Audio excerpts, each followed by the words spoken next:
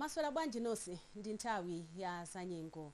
Kunaziziratu kwambiri madera ena a dziko lino monga kumalingunde, kumzuzu, chiredze ngakhalenso kukiya komwe kunazizira ndi madigiri okwana 9.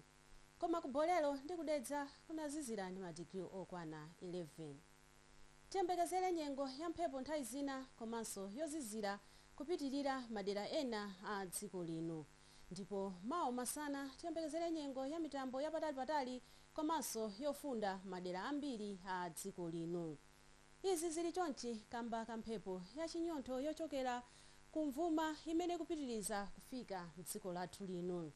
Kotero kuti usiku uno tiyembekezere nyengo ya mphepo nthawi zina komanso ya mitambo yapatali madera a chigawo chakumpoto pakati komanso kumwera kwa dziko lino.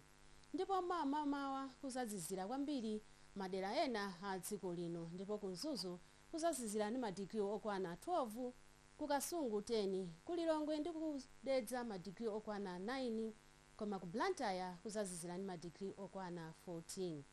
Mawa omwewo tiyembekezere nyengo ya mphepo nthawi zina komanso ya mitambo yapatali madera a chigawo chakumpoto pakati ngakhalenso kumwera kwa dziko lino. Ndipo mvula ikhoza kuwaza madera ena ochepa. Ndipo masana tiyembekezere nyengo yofunda madera ambiri a dziko lino, ndipo kukalonga kudzatentha ndi madigiri okwana 29, kumangochi 28, kwa Ngabu kudzatentha kwambiri ndi madigiri okwana 39, koma kudzafunda kumzuzu, Lilongwe ngakhalenso ku Blantyre.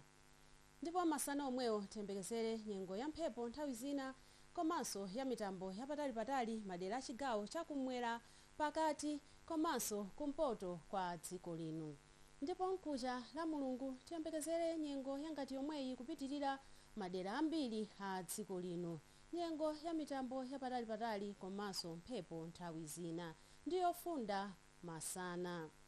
Zikomo poonera za nyengo munali ndi ine Charity Mapondo. Khalani odziwa, dziwani za nyengo.